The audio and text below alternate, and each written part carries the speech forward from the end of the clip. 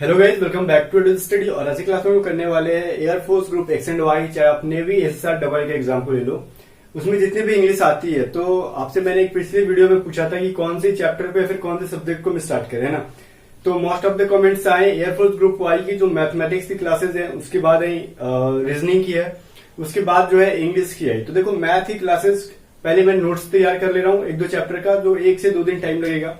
उसके बाद मैं मैथ की क्लासेस कंटिन्यू कराऊंगा और इंग्लिश की नोट्स मैंने ऑलरेडी प्रिपेयर कर ली है। सो बैक टू बैक आपको डेली इंग्लिश की क्लासेस मिलेंगी। फिलहाल हमारा फर्स्ट चैप्टर है आज वर्ब। तो वर्ब हमने पहले भी पढ़ा था, वर्ब चैप्टर पार्ट 1 पढ़ा था। पार्ट 1 के बाद मैंने पार्ट 2 दिया ही नहीं था उसका। सो हम लोग पार्ट 1 से अब से स्टार्ट करने वाले और एंड तक जाएंगे, ठीक है ना। एंड तक मतलब लगभग 12 से 13 चैप्टर्स आपको जो भी इंग्लिश के हैं वो हम कंप्लीट कर लेंगे। साथ में मैथ भी चलेगा, मैथ और इंग्लिश को साथ लेके चलेंगे। और 1 मंथ के अंदर जैसे ही खत्म हो जाता है फिर हम रीजनिंग को फिर से प्रैक्टिस कर लेंगे। सो गाइस, फर्स्ट चैप्टर हमारा वर्ब, ठीक है। तो मैं ये एज्यूम करके वर्ब पढ़ा रहा हूं कि आपको बेसिक मतलब is, am, are, was, were, ये सब का यूज पता होगा किसके साथ करते हैं। जैसे आई के साथ क्या होगा, इज का यूज नहीं कर सकते। ये सब चीजें आपको पता होंगी, बेसिक सी चीजें। ये मैं एज्यूम कर रहा हूं, मान ले रहा हूं ऐसा कि आपको पता है, ठीक है। अगर वो भी नहीं पता है तो फिर प्रॉब्लम है ना। तो वो पता होगा आपको, बिकॉज आप एयरफोर्स की प्रिपरेशन कर रहे हो, उतना नॉलेज तो होगा। सो यहां से हम स्टार्ट करने वाले हैं। देखो, आज का फर्स्ट चैप्टर है हमारा वर्ब, ठीक है।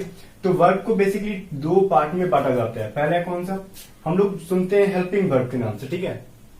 हेल्पिंग वर्ब, उसी को बोलते हैं एक्सिलरी वर्ब, ठीक है। हेल्पिंग वर्ब बोलो या फिर एक्सिलरी वर्ब बोलो, दोनों का मतलब एक ही होता है। और सेकेंड होता है हमारा मेन वर्ब। अब दोनों का यूज कैसे करते हैं वो हम देखेंगे। देखो, हेल्पिंग वर्ब या फिर एक्सिलरी वर्ब, इसका मतलब होता है सहायक क्रिया, या फिर वही होता है। देखो, जैसे हेल्प का मतलब क्या होता है, किसी का मदद करना, किसी का सहायता करना, वही चीज है एक्सिलरी। इसका सिनोनिम समझ सकते हो, एक्सिलरी या फिर हेल्पिंग। अब इसका यूज कैसे होता है, मेन वर्ब के साथ भी कर सकते हो या फिर विदाउट मेन वर्ब के भी कर सकते हो। मैं बता रहा हूं कैसे।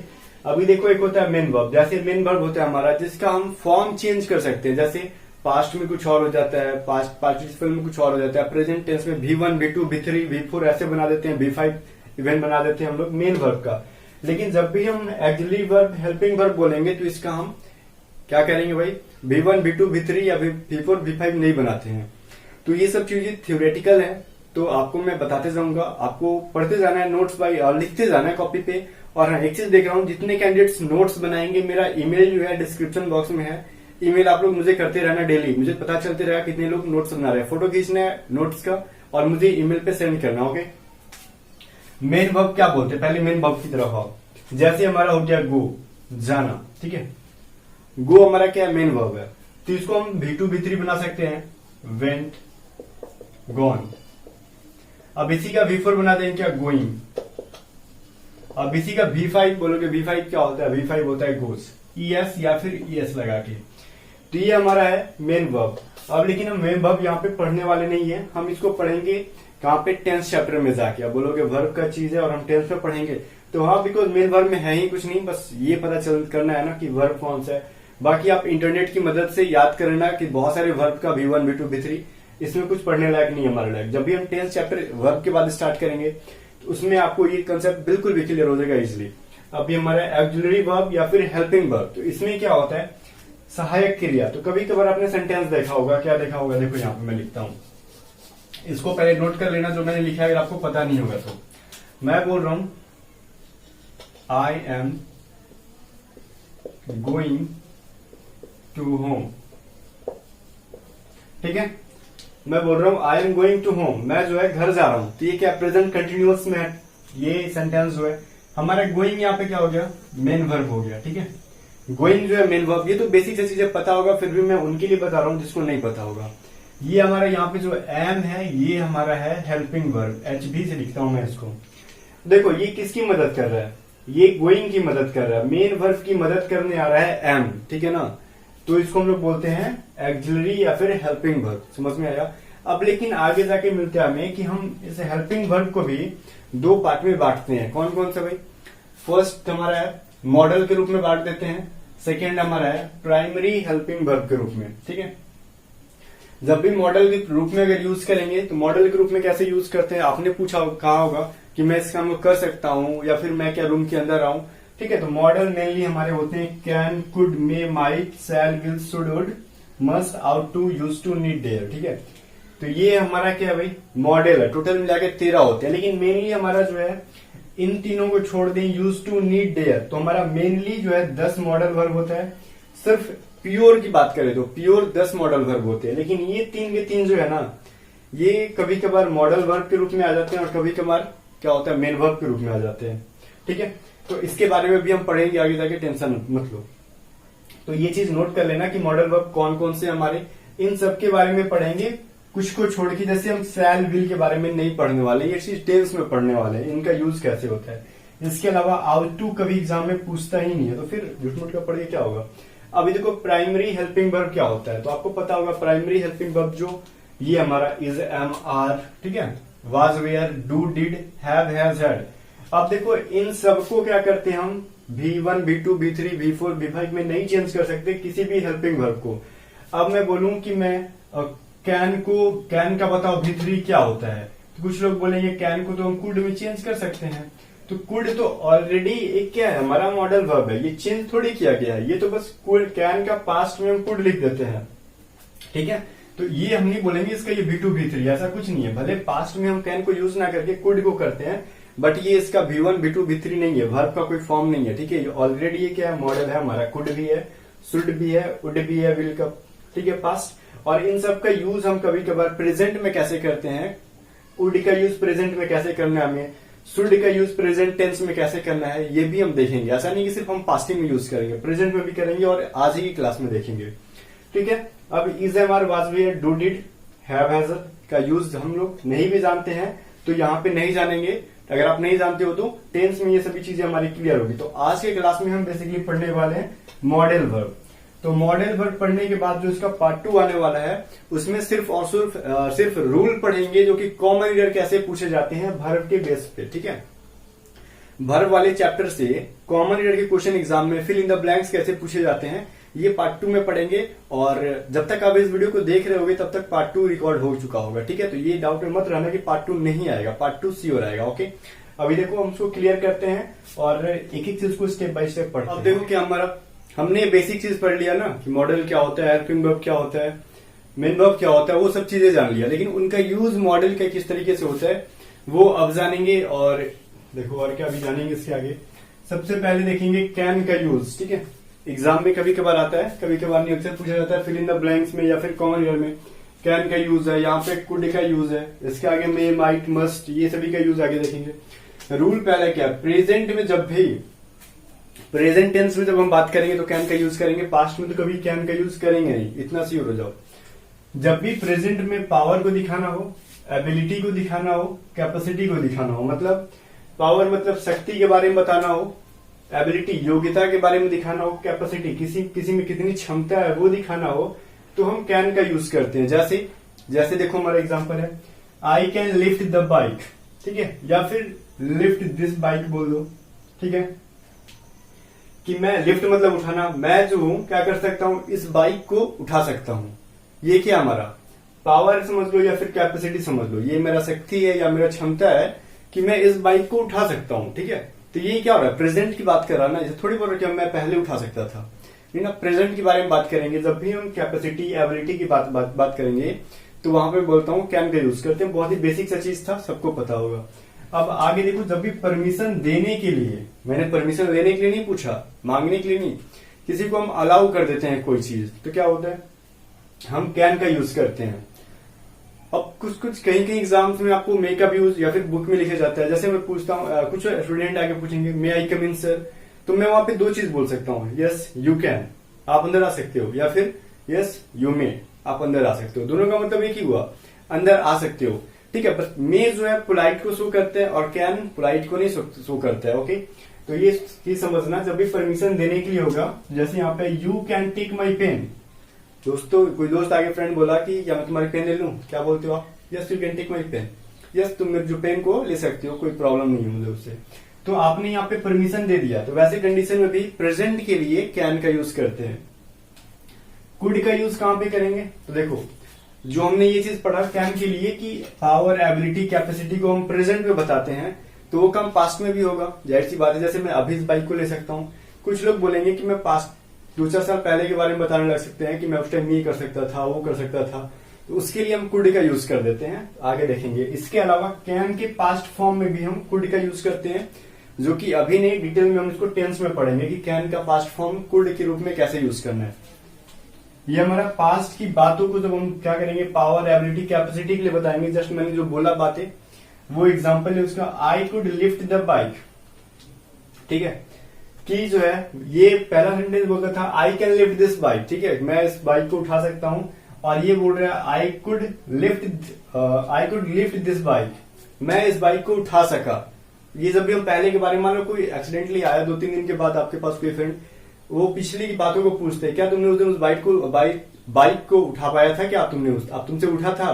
तो आप बोलोगे yes I could lift this bike, मतलब मैं उस बाइक को उठा पाया था, उठा सका था। ठीक है ना, तो कुड का इस्तेमाल कहाँ किया?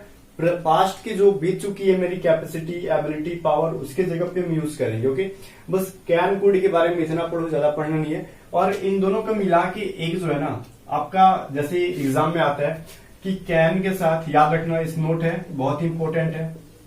ठीक है, कैन और कुड के साथ कभी भी एबल टू का यूज नहीं होता है। सेंटेंस में अगर कैन या कैन के साथ एबल टू आ गया, या फिर कुड के साथ एबल टू आ गया, तो जाहिर सी बात है कि उसमें इरर है। ठीक है ना, कैन या कुड के साथ एबल टू नहीं हो सकता है। ठीक है, जैसे एग्जांपल क्या है, you can take my pen, नहीं, ये बोलो जब क्षमता दिखाता है ना, ये बोल रहा है I can lift this bike. ठीक है, लिफ्ट दिस बाइक। अगर मैं ये लिखूं I am able to lift this bike, समझ नहीं आता। I am able to lift this bike, ठीक है, कि मैं इस बाइक को उठाने की क्षमता रखता हूं। ठीक है ना, अगर मैं इन दोनों को मिक्स कर दूं, ये दोनों सेंटेंस सही है, बट एग्जाम में कभी कभार दे देगा I can able to lift this bike. यहां पे समझ लेना स्पेलिंग, बाकी मैंने बोल दिया I can able to lift this bike. अब ये दोनों सुपरफ्लुअस बना देता है इसको मिलजुल के। सुपरफ्लुअस का मतलब जरूरत से ज्यादा चीजें फालतू बोल देना। ठीक है, जैसे मैं घर को जा सकता था गया, ये क्या हुआ, मैं जा सकता था गया, या फिर मैं घर जा सकता हूं। एक ही चीज को, फालतू चीजें को रिपीट करना, तो 1000 को हम निकाल देंगे। ये दोनों के दोनों सेम काम कर रहे हैं, तो हम क्यों कैन और एबल दोनों को रखेंगे? तो गलत चीजें है ना, या तो आप कैन हटा दो या फिर एबल टू को हटा दो। ठीक है, बात समझ में आ गया। बट कैन हटेगा तो आई एम लग जाएगा। पास्ट के बारे में पास्ट के रूप में चेंज कर सकते हो। अगले एबल टू का निगेटिव क्या बोलता है? अनेबल होता है, यू एन लगा दो, अनेबल। जब अगर हमको निगेटिव बनाना हो तो अनेबल लिख के बनाएंगे। ओके, इस चीज को याद रखना। ये चीज याद रखना कि कैन को और एबल टू को एक साथ यूज नहीं कर सकते हैं, दोनों को मैंने अलग अलग करके बता दिया। और एग्जाम में यही चीज देता है, इधर दोनों के एक साथ दे देगा, या फिर कुड के साथ एबल का यूज कर देगा। तो याद रखना वहां पे गलत है, कभी भी वहां से ही मत कर देना। ठीक है, सो अभी देखेंगे हम लोग मे का, माइट का और मस्ट का यूज कब कब कैसे करते हैं। और आप सोच रहे हो कि एग्जाम के लिए बहुत इंपॉर्टेंट है, तो ये बेसिक कंसेप्ट है। एग्जाम में डायरेक्ट सिंपल से ऐसे क्वेश्चन नहीं पूछते हैं। ये सभी चीज आपको बेसिक कंसेप्ट क्लियर करेंगे, बिकॉज इसका जो पार्ट 2 आने वाला है, ये सारा पार्ट 2 जो होगा हमारा एडवांस वर्ब होगा, जो कि कॉमन ईयर कैसे बनते हैं, तो वो तभी समझ में आएगा जब ये सारे कंसेप्ट क्लियर होंगे। ओके, तो इसको समझना बहुत ही जरूरी है। बट एग्जाम में सेम टू सेम ऐसा कुछ नहीं आने वाला। ये हमारा क्या होता है ना, जब घर पे हम छत पे रहना चाहते हैं तो नीचे जो है, नीचे का न्यू अच्छा होना चाहिए, न्यू बना रहना चाहिए। ठीक है, बेस अच्छा होगा तभी हम छत पे चढ़ेंगे। अगर बेस ही नहीं है तो छत पे तो चढ़ेंगे नहीं। तो आपको सिलेक्शन लेना है तो बेस कंप्लीट करना होगा। अभी क्या बोल रहे हैं, मे माइट मस्ट का यूज। ठीक है, अभी तो मे का यूज में मैंने बताया था, मैंने लिखा नहीं है यहाँ पे, आपको बता दिया था कि जैसे कैन का यूज परमिशन देने के लिए करते हैं। You can take my pen, you can drink a water, you can enter my room. ठीक है, अब मे का यूज कहाँ करते हैं हम लोग? परमिशन लेने के लिए। जैसे मे आई कम इन सर, तो ये आप नोट कर लेना। परमिशन लेने के लिए मे का यूज, परमिशन देने के लिए कैन और मे दोनों का यूज करते हैं। अब पूछोगे कि मे का यूज परमिशन लेने के लिए कर सकते हैं कि नहीं, कैन का यूज, तो हम मे की जगह पे कैन भी कर सकते हैं, बट वो गलत होगा अकॉर्डिंग टू ग्रामर। गलत इसलिए नहीं होगा कि उसमें कुछ ग्रामेटिकल एरर है, नहीं। जब भी हम किसी टीचर के, ऑफिसर्स के रूम में जा रहे होते हैं, वहां हमें पोलाइटली बात करना होता है, तो हम मे का यूज करेंगे। बट कैन पोलाइटली पोलाइट को शो ही नहीं करता, तो वहां पे हम क्यों कैन को यूज करेंगे? ये ग्रामेटिकली एरर नहीं है, लेकिन वो हमारा बिहेवियर जो है, मैनर है, वो गलत है। ठीक है, तो हम कैन का यूज नहीं करते, मेनली मे का यूज करते हैं। अब मैंने बोला कि गलत है तो ये मत सोचना कि कैन का यूज करना ही गलत है, यूज करना सही है, वो आप पे डिपेंड करता है। बट पढ़ा लिखा ऑफिसर हुआ तो वो समझ जाएगा कि आपको मैनर नहीं आती है।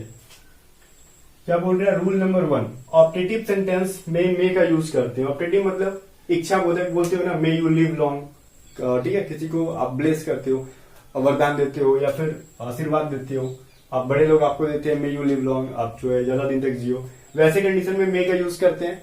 बट एग्जाम में बहुत नहीं पूछा जाता ये सब, बस बेसिक है, कंसेप्ट है। अब देखो मे का यूज करते हैं अधिक संभावना के लिए, ठीक है। अब एक चीज यहाँ पे रुकना, कैन का कुड का भी यूज करते हैं क्या, सकना सकने के लिए यूज में, मे माइट मस्ट का भी यूज करते हैं, कभी मे का भी यूज कर देते हैं हम लोग, माइट का भी कर देते हैं, मस्ट का भी कर देते हैं सकने के अर्थ में। दोनों में डिफरेंस क्या है मैं बताने वाला हूं यहाँ पे, ठीक है। माइट का कम संभावना रहता है, कम पॉसिबिलिटी रहती है। मस्ट का जब बहुत ज्यादा पॉसिबिलिटी रहेगी ना, जरूरत से ज्यादा, उसको मस्ट बोलते हैं।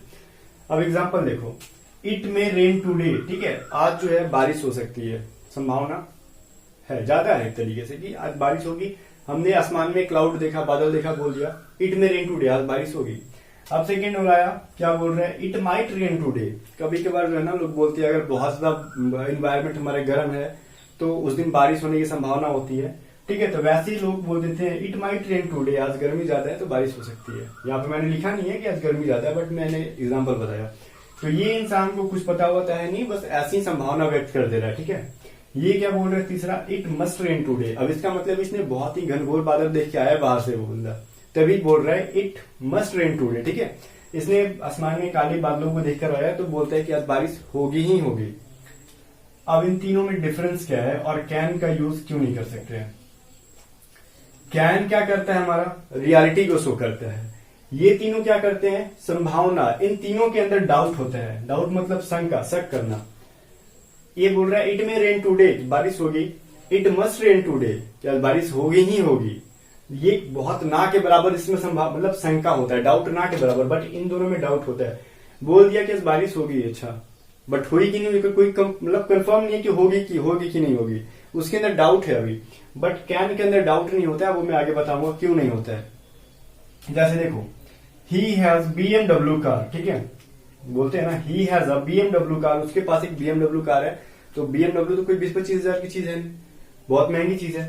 He must be very rich, अब जाहिर सी बात है, बोल रहा है उसके पास अब BMW कार है तो वो बहुत ज्यादा अमीर होगा ही। मस्ट क्या बोलते हैं, बहुत अधिक संभावना को बताता है, तो जाहिर सी बात है उसके पास BMW तो बहुत ज्यादा अमीर होगा। बट एक चीज है, अभी मस्ट क्या हुआ, ये डाउट है उसके पास, मस्ट बी वेरी रिच, वो अमीर होगा। मैंने ऐसा संभावना बताया, ऐसा नहीं कि वो अमीर है ही, मुझे पता नहीं है उसके बारे में, बस मैं उसकी कार को देख के बोल दे रहा हूँ, हो सकता है वो अपनी मालिक ही चला रहा हो, ठीक है। तो जाहिर सी बात है कहीं ना कहीं इनके अंदर डाउट आया। लेकिन कैन जो है ये रियलिटी को शो करता है, कैसे, ये सच्चाई बोलता है, कैसे, he can lift this bike, मैंने बोल दिया अपने जान पहचान के लोगों के बारे में, ये इस गाड़ी को उठा सकता है। मतलब मैंने कैसे बोला, उठा सकता है, दावा कर दिया वहां पे, क्योंकि वो उसके साथ में रह रहा हूं, मैं उसको देख रहा हूं कि भाई बंदा डेली उठा के बॉडी बना रहा है बाइक को, समझ में आया ना। तो मैंने बोला he can lift this bike, तो ये रियलिटी बताया, इसके अंदर कोई डाउट है ही नहीं। मैंने बोल दिया कि ये कर सकता है, या फिर I can swim in the river, मैं पानी में तैर सकता हूं, ठीक है। तो वहां पे क्या हुआ, संभावना मैंने नहीं बताया, मैंने अपनी कैपेसिटी बता दी, अपनी एबिलिटी बता दी कि मैं बोलूं तो अभी तो तैर के दिखा दूं, आ जाओ चैलेंज लगा दो, एक बात हुआ ऐसे। तो वो जो भी हुआ, कैन हमें क्या बताया, वास्तविकता बताया, रियलिटी बताया। बट ये तीनों के तीनों क्या कह रहे हैं, संभावना में, पॉसिबिलिटी में जी रहे होते हैं। तो पता चल गया कि इन तीनों की जगह पे हम कैन का यूज क्यों नहीं कर सकते, जबकि हिंदी एक जैसा निकल रहा है सकना सकने के अर्थ में, ठीक है ना। तो आगे देखते हैं, अब अगला टॉपिक क्या है। अभी देखो अभी क्या है, वुड का यूज और शुड का यूज, ये बहुत ज्यादा इंपॉर्टेंट है एग्जाम के व्यू से, ठीक है। ये दोनों जो है डायरेक्ट एग्जाम में पूछे जाते हैं, ऐसे ही कि ऐसे ही, ठीक है ना। तो इसके बाद जितना भी क्वेश्चन मैं कराने जा रहा हूँ, जितना भी टॉपिक कराने जा रहा हूँ, सीरियस होकर पढ़ना उसको, बिकॉज एग्जाम में सेम टू सेम क्वेश्चन दे देते हैं। कभी कभार क्या होगा, आपको ये सेम टू सेम सेंटेंस ही उठा के एग्जाम में दे देगा, ठीक है। तो क्या होता है, वुड का यूज जो है बहुत सारी जगह पे करते हैं हम लोग, विल के पास्ट फॉर्म में भी करते हैं, और वुड का यूज बहुत जगह करते हैं। बट हमें चैप्टर बाय चैप्टर क्लियर करते जाएंगे। टेंस में हम वुड का यूज पढ़ लेंगे, कब हमें पास्ट में यूज कर सकते हैं, और भी आगे पढ़ेंगे, कंडीशनल सेंटेंस में भी पढ़ लेंगे कुछ वुड का यूज। तो बट यहाँ पे हम थोड़ा थोड़ा चीज पढ़ते जाएंगे कि हमें बर्थडे नहीं लगेगा, ओके। तो अभी देखो, प्रेफरेंस को या फिर चॉइस को बताने के लिए, प्रेफरेंस मतलब हमारी प्राथमिकता क्या है, चॉइस मतलब पसंद क्या है, उसको बताने के लिए भी वुड का यूज करते हैं। बस इतना ही आप वुड का यूज अभी तक जानो, ठीक है। और भी यूज क्या है हम आगे जानेंगे, बट इसको समझो यहाँ पे क्या हमारा है। ये क्या बोल रहे हैं कि प्राथमिकता को बताने के लिए वुड प्लस रैदर का यूज करते हैं। इसको नोट करना, सिर्फ वुड का यूज नहीं, वुड के साथ रैदर का यूज होता है। कैसे? ये सेंटेंस है, I would rather die than beg, ठीक है। आपके सामने मैं दो कंडीशन रखूं, या तो भीख मांगो या फिर मर जाओ, तो आप क्या बोलोगे? कुछ लोग बोल सकते हैं कि मैं भीख मांग के जी लूंगा, कुछ लोग बोलते नहीं, मैं भीख मांगने से अच्छा है कि मरना पसंद करूंगा, ठीक है। वही चीज है, क्या करूंगा? भीख मांगने से अच्छा है कि मरना पसंद करूंगा। क्या पसंद कर रहा है वो? चॉइस क्या कर रहा है, उसकी प्रेफरेंस क्या है, प्राथमिकता दे रहा है वो मरने को। पसंद क्या कर रहा है? मरने को। किसके बजाय? भीख मांगने के। तो है ना, आई वुड रैदर डाई, यहाँ पे देन किसकी बजाय? बेग, भीख मांगने के बजाय। जब दो ऑप्शन आ गए तो उसको देन से जोड़ देंगे। बाकी हमारा क्या है? दो ऑप्शन क्या क्या है? पहला ऑप्शन मरना, दूसरा क्या? भीख मांगना। तो उसने प्राथमिकता बनाया डाई को ही, मरने को ही। तो वुड प्लस रैदर के साथ हमने जोड़ के उसको बनाया। ओके, अब सेकेंड कंडीशन क्या है? I would rather take tea, मैं चाय लेना पसंद करूंगा। जैसे एक एग्जांपल में ले लो, कहीं गए, किसी ने बस पूछा आपसे कि आप क्या लोगे, कुछ ऑप्शन ही नहीं दिया आपको, ठीक है, या फिर बहुत ज्यादा ऑप्शन दे दिया, बहुत सारा चीज, ठंडा गर्म, जैसे चाय ले लो, कॉफी ले लो, ठीक है, या फिर ड्रिंक ले लो, कोल्ड ड्रिंक ले लो। तो वैसे कंडीशन में हर चीज को आप नहीं बोलोगे ना, एक एक चीज को। दो ऑप्शन रहता तो हम बोलते कि नहीं, इसकी बजाय मैं उसकी लूंगा, उस चीज को लूंगा। बट 50 ऑप्शन में क्या करोगे? इस देन के बाद जो सेकंड ऑप्शन या फिर जो भी जितने ऑप्शन है छोड़ दो, बस पहले वाले को लिख दो कि I would rather take tea. मैंने बस अपनी प्रेफरेंस को, अपनी चॉइस को बता दिया कि मैं जो हूं चाय लेना पसंद करूंगा, मेरी प्राथमिकता चाय है। अब इसी सेंटेंस को हम वुड प्लस लाइक से बनाते हैं, वुड लाइक, ठीक है, वुड लाइक टू से भी बना देते हैं, जिसमें कि रैदर की जरूरत नहीं है। I would like to take tea, would like to बनाना मतलब वुड लाइक टू जब जोड़ देते हैं, इसका मतलब होता है अपनी पसंद के बारे में बता रहे हैं। जैसे मैं बोल रहा हूं कि मैं घर जाना पसंद करूंगा, I would like to go home, ठीक है, I would like to go home. तो वैसे ही है, I would like to take tea, मैं चाय लेना पसंद करूंगा। चाय लेना मतलब चाय पीना, ओके, ड्रिंक चाय कभी मत करना। अभी क्या है हमारा? शुड का यूज। अब ड्रिंक चाय क्यों नहीं होगा? इसके पीछे भी रीजन है। वह ड्रिंक वाटर क्यों होता है? जो चीज आप गटागट पी जाते हो, एग्जाम्पल समझ लो, उसके जगह ड्रिंक। जो चीज थोड़ा थोड़ा करके पीना है, या फिर कहीं खा जाते हो आप लोग चाय को, वो अपना अपना लैंग्वेज है, उसमें कोई मजाक वाली बात नहीं है। कुछ लोग चाय खाते हैं, कुछ लोग चाय पीते हैं, ठीक है, मैंने पहले ही बोला था। मतलब उससे नहीं खाने पीने की वजह से टेक आया, नहीं। जो चीज डायरेक्ट पी जाते हैं, बिना मतलब पानी लेते हो, तो ऐसा नहीं कि एक गुट पिए फिर रखे गुट पिए, वो तो प्रॉब्लम है, तो आपकी प्रॉब्लम है। बट ड्रिंक वाटर मतलब डायरेक्ट पीते हैं। जो चीज धीरे धीरे करके आप लोग लेते हो, ठीक है ना, उसको बोलते हैं टेक टी। जैसे कुछ लोग मेडिसिन के पहले पूछते हैं, हम ईट लगा सकते हैं क्या? I have to eat medicine, नहीं, I have to take medicine, ठीक है ना। वो खाने की तरह नहीं उठा के खाए जाते हो, बस एक बार लिया फिर रुक गए, है ना। वैसे कंडीशन में टेक का यूज करते हैं। अब इस शुड का देखो क्या हमारा है रूल 1 में, सजेशन या फिर एडवाइस के लिए क्या करते हैं? शुड। अब बोलो सेल का पास्ट में भी यूज करते हैं, तो वो हम टेंस में पढ़ेंगे, और भी शुड का यूज है वो आगे पढ़ेंगे। बट फिलहाल यहाँ पे यही पढ़ेंगे, सजेशन के लिए या फिर एडवाइस के लिए, मतलब सलाह के लिए शुड का यूज करते हैं। जैसे यू शुड वर्क हार्ड, तुम्हें क्या करना चाहिए? शुड का मतलब होता है चाहिए, ठीक है, क्या करना चाहिए? हार्डवर्क करना चाहिए, कठिन परिश्रम करना चाहिए किसी भी चीज के लिए। You should not laugh at poor, तुम्हें गरीबों पर नहीं हंसना चाहिए, ठीक है। ये क्या कर रहा है? उसको एडवाइस दे रहा है या फिर सजेशन दे रहा है कि तुम गरीबों को मत हंसो, ये गलत बात है। या फिर तुम्हें कठिन परिश्रम करनी चाहिए। तो किससे बनाया हमने? चाहिए, तो शुड के लिए यूज किया। तो ये था बेसिक सा चीज है, बट ये बहुत ज्यादा इंपॉर्टेंट था। अभी आगे देखते हैं, और भी इंपॉर्टेंट चीज है यूज टू। यूज टू को बहुत अच्छे से पढ़ना, बिकॉज बहुत इंपॉर्टेंट टॉपिक है। और आज का लास्ट टॉपिक हमारा क्या है? यूज टू और नीड डेयर, ठीक है। नीड डेयर का यूज और यूज टू का यूज। देखो, यूज टू का मेनली इसमें हम सिर्फ पढ़ने वाले हैं कि जब भी हम पास्ट की हैबिट के बारे में कुछ बताते हैं, ठीक है, तो यूज करते हैं यूज टू का।